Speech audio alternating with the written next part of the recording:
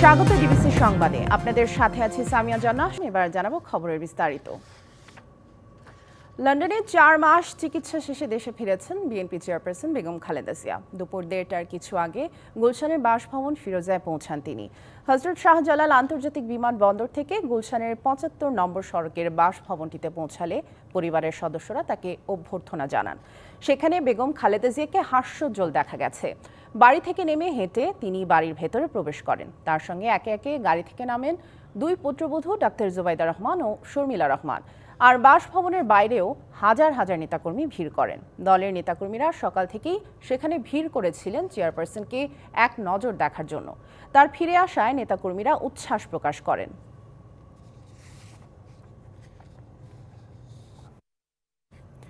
BNP chairperson Begum Khaleda Zia আগের থেকে অনেকটা সুস্থ আছেন বলে জানিয়েছেন তার ব্যক্তিগত চিকিৎসক ডাক্তার AZM জাহিদ হোসেন।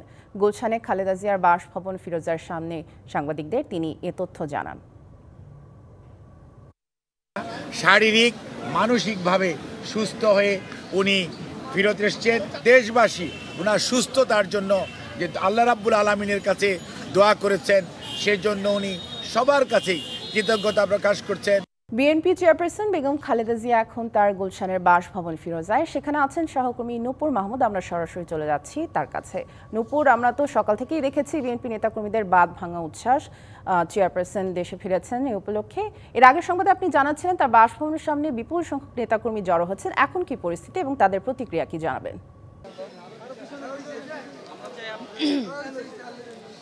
ঘড়ির কাঁটায় এখন 3টা বাজে, তবে এখনও যেন নেতাকর্মীদের ঢল বন্ধ হয় নাই।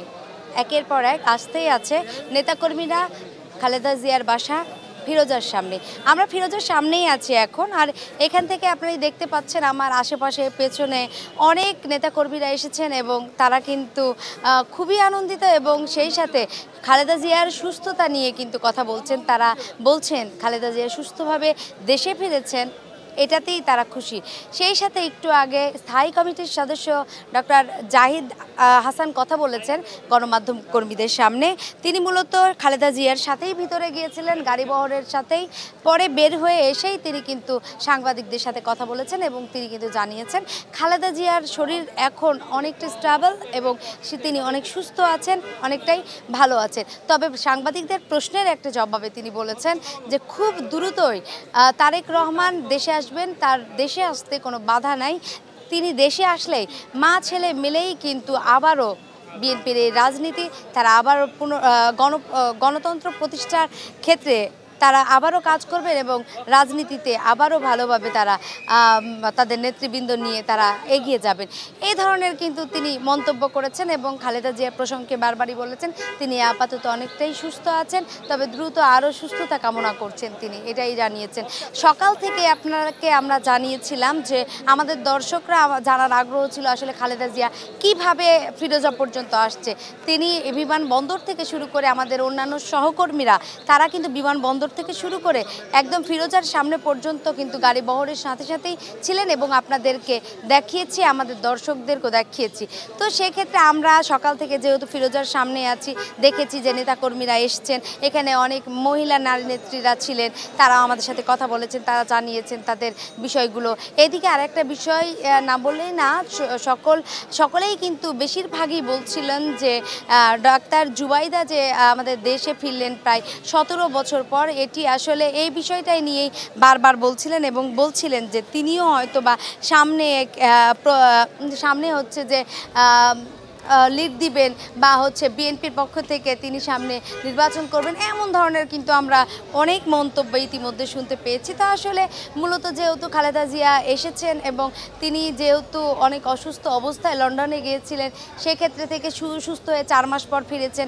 আসলে এই ক্ষেত্রেতেই দেখছি যে নেতাকর্মীদের অনেক আগ্রহ তাকে এক নজর দেখার জন্য, আসলে তাদের নেত্রী কেমন আছেন, এগুলো আমরা আসলে সকাল থেকে দেখেছি। এখন পর্যন্ত যেহেতু বাড়ির ভিতরে আছে, আমরা বাড়ির বাইরে আছি, বাইরে থেকে আমাদের দর্শকদের আসলে জানানোর চেষ্টা করছি খালেদা জিয়ার বর্তমান এখনকার যে অবস্থা সেটি। আসলে পরবর্তীতে আরো তথ্য জানতে পারবো আপনার মাধ্যমে। নূপুর, ধন্যবাদ আমাদের সাথে যুক্ত হওয়ার জন্য। বেগম খালেদা জিয়া দেশে ফেরায় বাঁধ ভাঙা উচ্ছ্বাস নেতাকর্মীদের মধ্যে। বিএনপি চেয়ারপারসনকে অভ্যর্থনা জানাতে ঢল নামে শাহজালাল বিমানবন্দর থেকে গুলশানের বাসভবন পর্যন্ত। নেতাকর্মীদের আশা, বেগম খালেদা জিয়ার দেশে ফেরায় আরও সুসংগঠিত হবে দল, আর এর প্রভাব পড়বে আগামী নির্বাচনে। বেগম খালেদা জিয়াকে অভ্যর্থনা জানাতে বিএনপির নেতাকর্মীদের এই জনস্রোত হযরত শাহজালাল আন্তর্জাতিক বিমানবন্দর থেকে গুলশানে বিএনপির চেয়ারপারসনের বাসভবন ফিরোজা পর্যন্ত পুরো পথে ঢল। রোদ উপেক্ষা করে ফুল, দলীয় জাতীয় পতাকা, ব্যানার, প্লেকার্ড হাতে দাঁড়ান সবাই। স্লোগানে স্লোগানে মুখর হয়ে ওঠে বিমানবন্দর, সড়ক ও আশেপাশের এলাকা। লন্ডন থেকে বেগম খালেদা জিয়া দেশে ফেরায় উচ্ছ্বসিত নেতাকর্মীরা। বরণ করতে ছিল না আয়োজনের কোনো কমতি। আমার কাছে অনেক ভালো লাগছে যে আমাদের প্রিয় নেত্রী 4 মাস শেষে চিকিৎসা শেষে বাংলাদেশে আসছে। এটা গণতন্ত্রের যে অগ্রযাত্রা, সেই অগ্রযাত্রায় সামনে থেকে দেশনেত্রী বেগম খালেদা জিয়া আমাদেরকে নেতৃত্ব দেবে।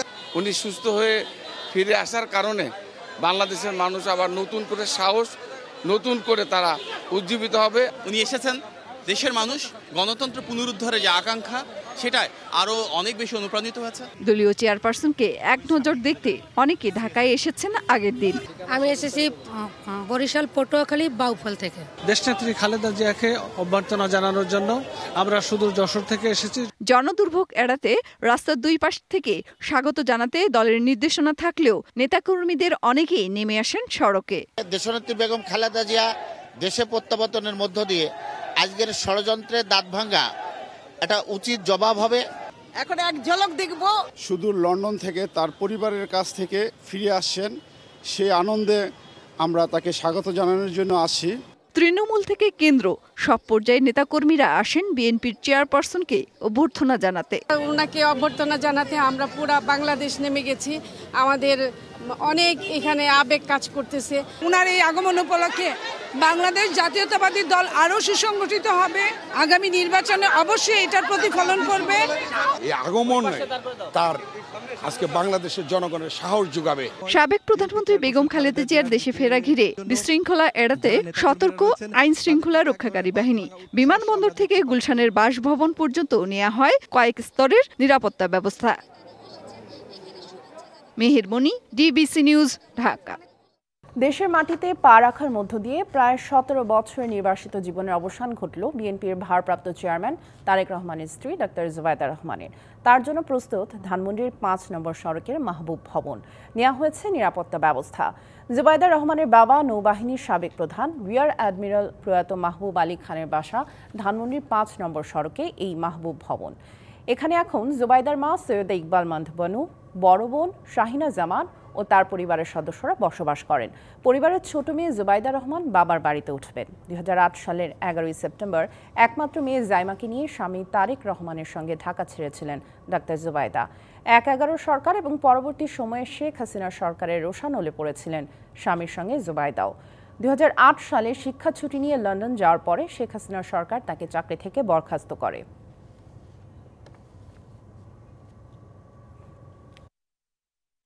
পবিত্র ঈদুল আজহা উপলক্ষে 10 দিন ছুটি ঘোষণা করা হয়েছে। সকালে উপদেষ্টা পরিষদের সভায় এই সিদ্ধান্ত নেওয়া হয়। সিদ্ধান্ত অনুযায়ী ছুটি 17 ও 24 মে শনিবার অফিস খোলা থাকবে। এছাড়া সাইবার সুরক্ষা অধ্যাদেশ 2025-এর খসড়া অনুমোদন করেছে উপদেষ্টা পরিষদ। প্রধান উপদেষ্টা ডক্টর মোহাম্মদ ইউনূসের সভাপতিত্বে এই সভা অনুষ্ঠিত হয়।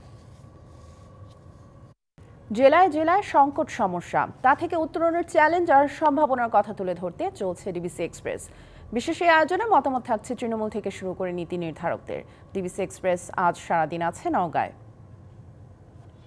ইতিহাস ঐতিহ্যের জেলা নওগাঁ, রয়েছে সংকট, রয়েছে সমস্যা এবং রয়েছে সম্ভাবনা, এবং এসব সমস্যা সংকট সমাধানে রয়েছে চ্যালেঞ্জ।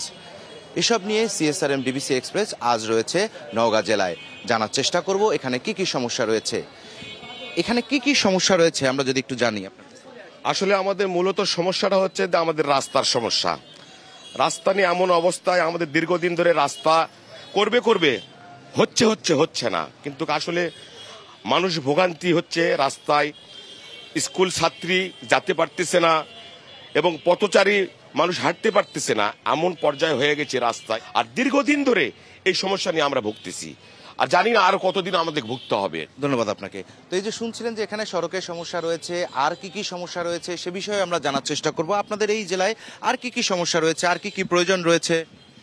আজকের শিশুরা হচ্ছে আগামী দিনের ভবিষ্যৎ। আপনি খেয়াল করবেন নওগাঁতে শিশুদের খেলার কোনো পর্যাপ্ত মাঠ নেই। আমরা মনে করি পাড়ায় পাড়ায় মাঠ দরকার।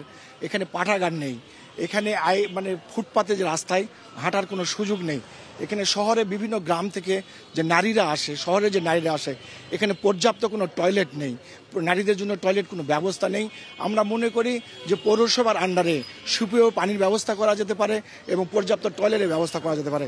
এবং সকাল করে গ্রাম থেকে যে কৃষকেরা ফসল নিয়ে আসে সেটা কাঁচা বাজারে রাস্তার উপরে সেটা তারা কেনা বেচা করে। আমরা মনে করি যে কৃষকদের একটা শেড হওয়া দরকার। ধন্যবাদ আপনাকে। আমরা আরেকটু জানার চেষ্টা করব এখানে যারা রয়েছেন তাদের কাছে আর কি কি সমস্যা রয়েছে আপনাদের। সমস্যাটা বলতে হবে যে এই কিছুদিন আগে আমাদের এই উদ্যোগ নিছিল যে ব্রিজের সাইড দিয়ে রাস্তা হওয়ার কথা ছিল। এটা পরবর্তী কারণে কি কারণে যে হলো না এটা আমরা বুঝাতে পারবো না।